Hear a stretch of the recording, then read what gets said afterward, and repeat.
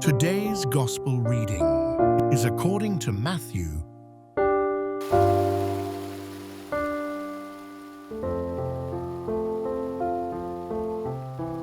One of the 12, who was called Judas Iscariot, went to the chief priests and said, "What are you willing to give me if I hand him over to you?"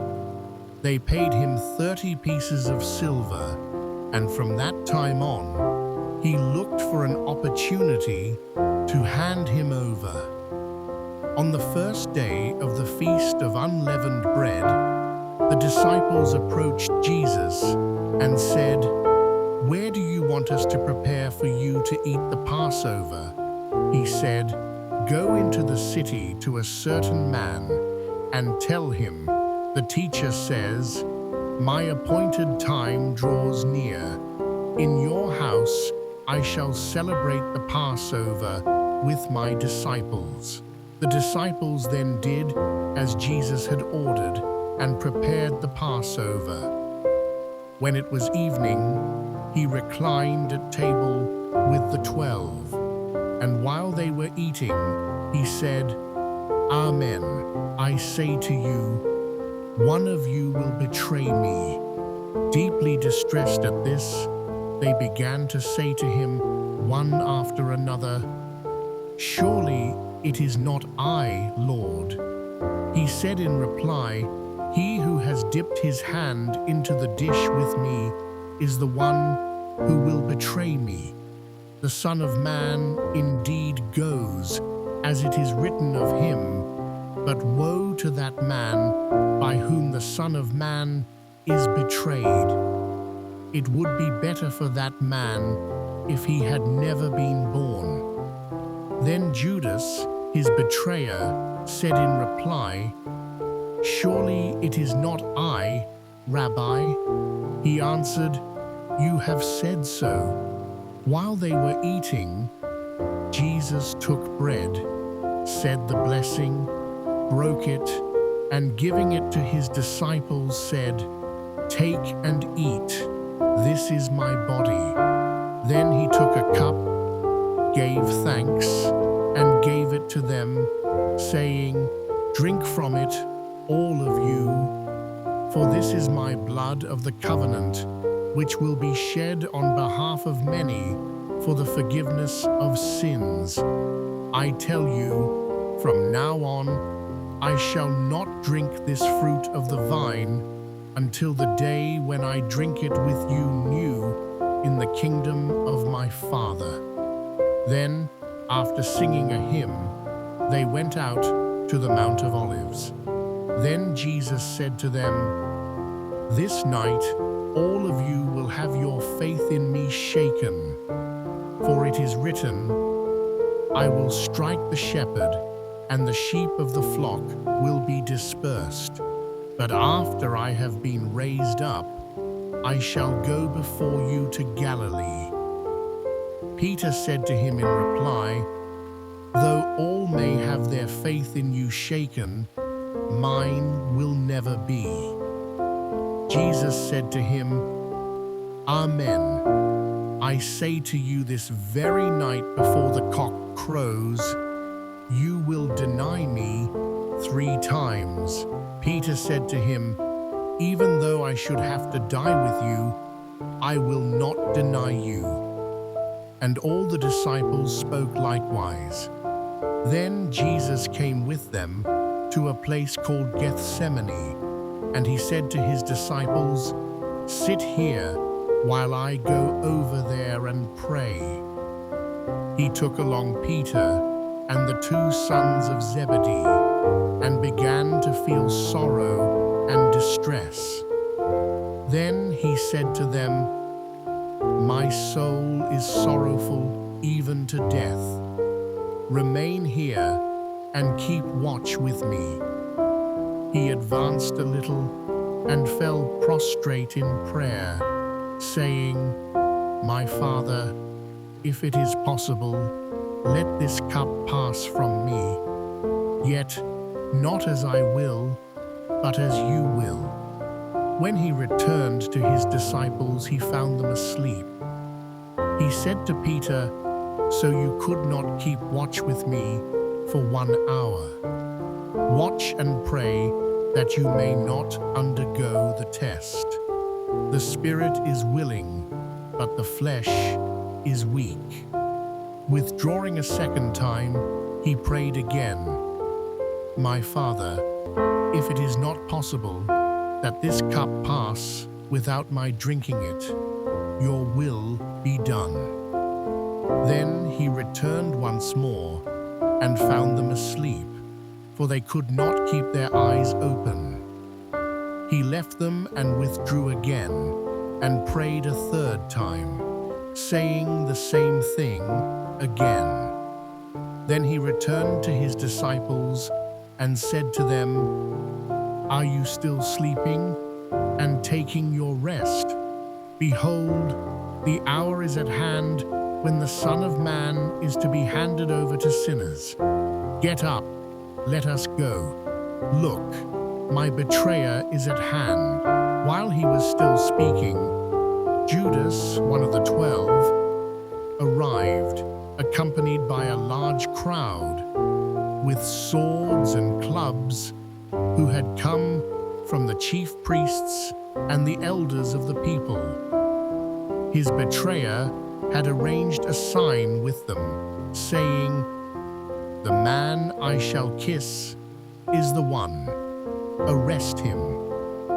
Immediately, he went over to Jesus and said, "Hail, Rabbi," and he kissed him.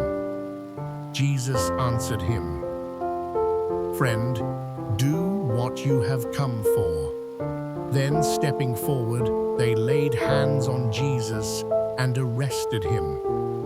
And behold, one of those who accompanied Jesus put his hand to his sword, drew it, and struck the high priest's servant, cutting off his ear.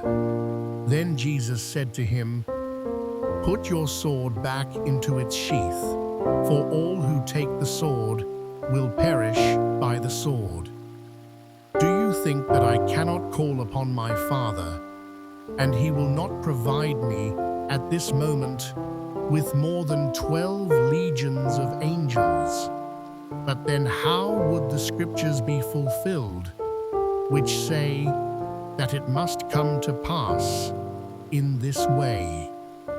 At that hour, Jesus said to the crowds, "Have you come out as against a robber, with swords and clubs to seize me? Day after day, I sat teaching in the temple area, yet you did not arrest me. But all this has come to pass, that the writings of the prophets may be fulfilled." Then all the disciples left him and fled. Those who had arrested Jesus led him away to Caiaphas the high priest, where the scribes and the elders were assembled. Peter was following him at a distance as far as the high priest's courtyard, and going inside, he sat down with the servants to see the outcome.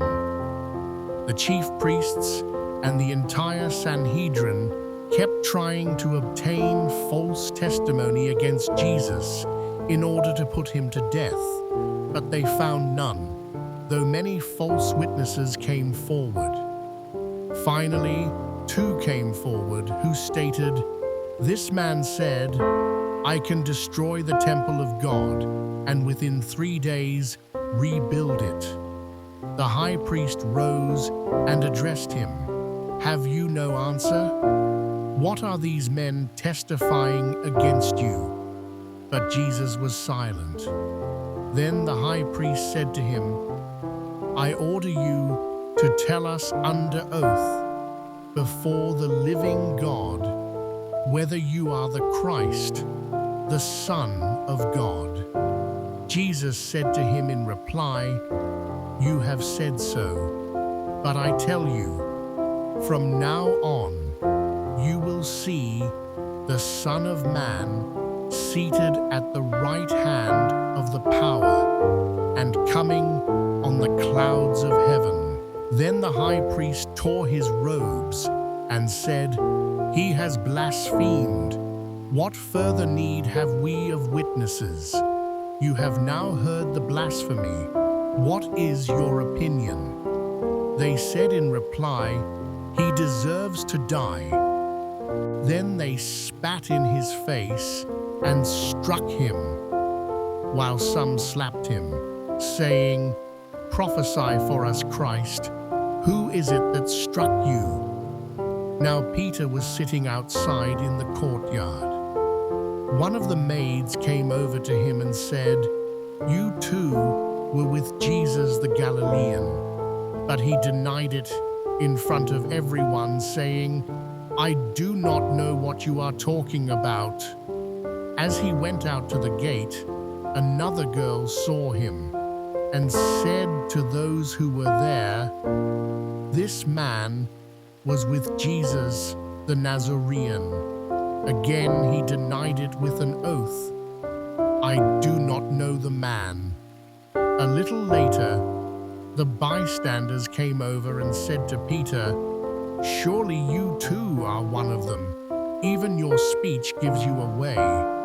At that he began to curse and to swear, "I do not know the man." And immediately a cock crowed. Then Peter remembered the word that Jesus had spoken, "Before the cock crows, you will deny me 3 times." He went out and began to weep bitterly. When it was morning, all the chief priests and the elders of the people took counsel against Jesus to put him to death.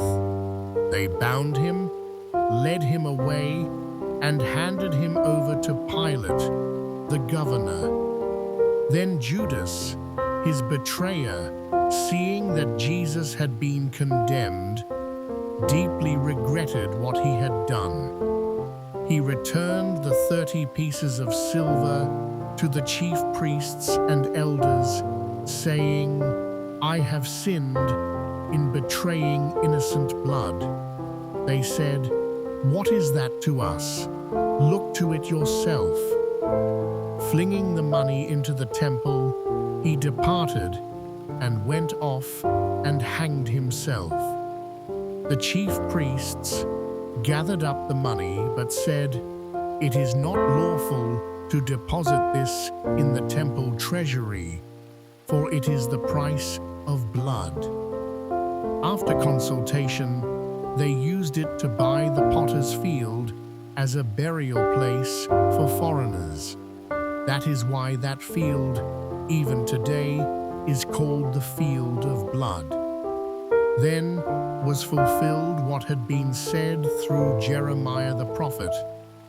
And they took the 30 pieces of silver, the value of a man with the price on his head, a price set by some of the Israelites, and they paid it out for the potter's field, just as the Lord had commanded me.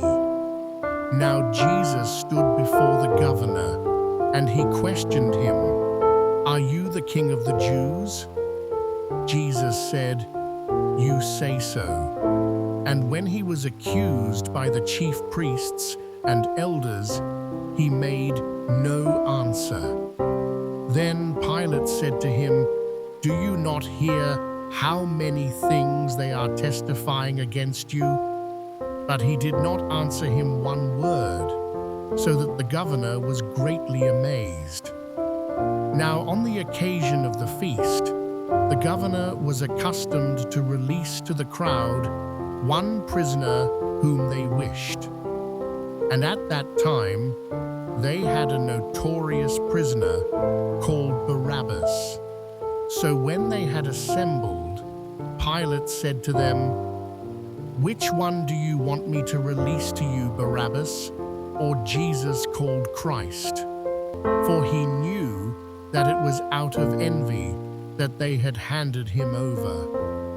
While he was still seated on the bench, his wife sent him a message, "Have nothing to do with that righteous man. I suffered much in a dream today because of him." The chief priests and the elders persuaded the crowds to ask for Barabbas, but to destroy Jesus. The governor said to them in reply, "Which of the two do you want me to release to you?" They answered, "Barabbas." Pilate said to them, "Then what shall I do with Jesus called Christ?" They all said, "Let him be crucified." But he said, "Why? What evil has he done?" They only shouted the louder, "Let him be crucified." When Pilate saw that he was not succeeding at all, but that a riot was breaking out instead, he took water and washed his hands in the sight of the crowd, saying, "I am innocent of this man's blood. Look to it yourselves." And the whole people said in reply, "His blood be upon us and upon our children." Then he released Barabbas to them, but after he had Jesus scourged, he handed him over to be crucified. Then the soldiers of the governor took Jesus inside the praetorium and gathered the whole cohort around him. They stripped off his clothes and threw a scarlet military cloak about him. Weaving a crown out of thorns, they placed it on his head and a reed in his right hand. And kneeling before him, they mocked him, saying, "Hail, King of the Jews!" They spat upon him and took the reed and kept striking him on the head. And when they had mocked him, they stripped him of the cloak, dressed him in his own clothes, and led him off to crucify him. As they were going out, they met a Cyrenian named Simon. This man they pressed into service to carry his cross. And when they came to a place called Golgotha, which means place of the skull, they gave Jesus wine to drink mixed with gall. But when he had tasted it, he refused to drink. After they had crucified him, they divided his garments by casting lots. Then they sat down and kept watch over him there. And they placed over his head the written charge against him. "This is Jesus, the King of the Jews."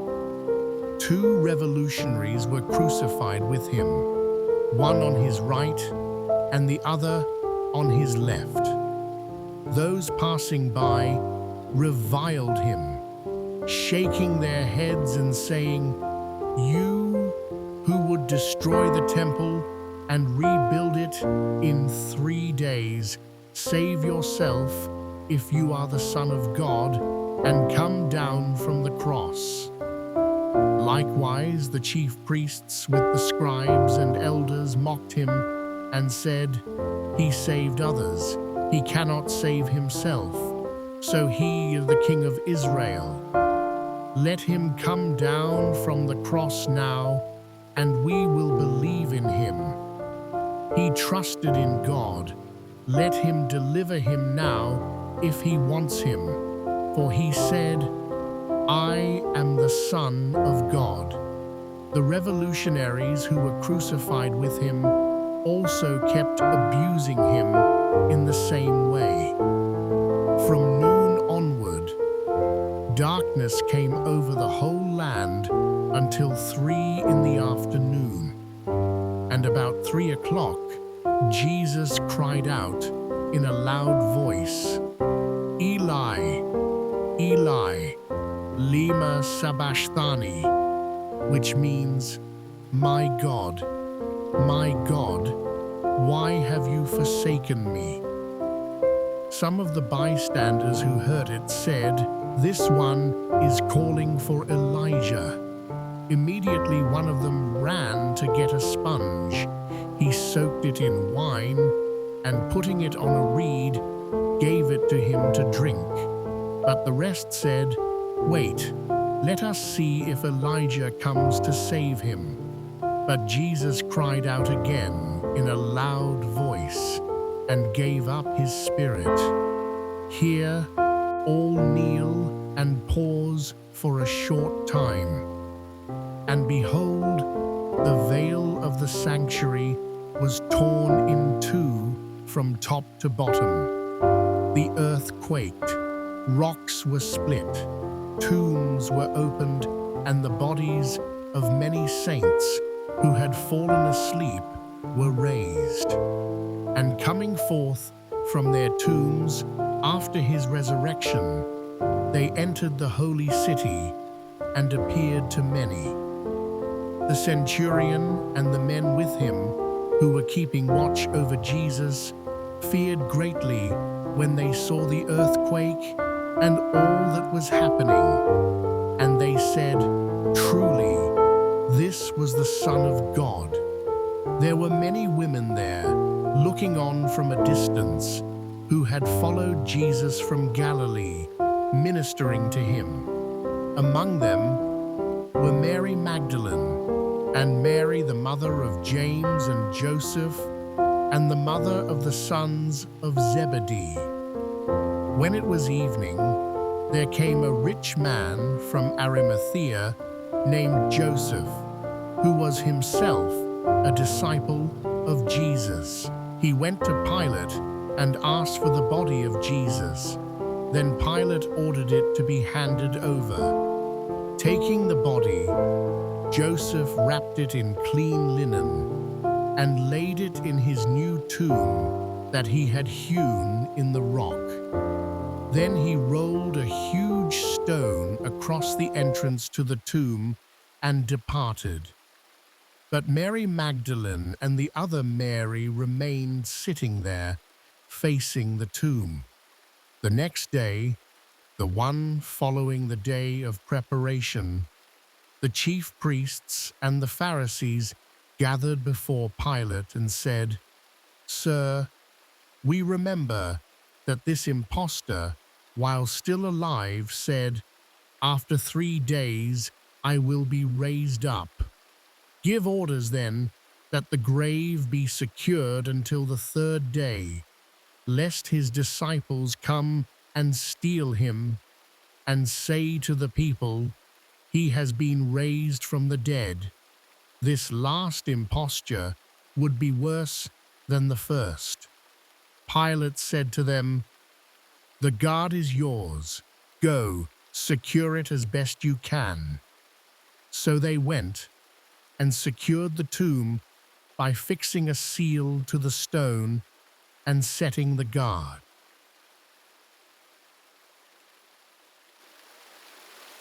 The Gospel of the Lord.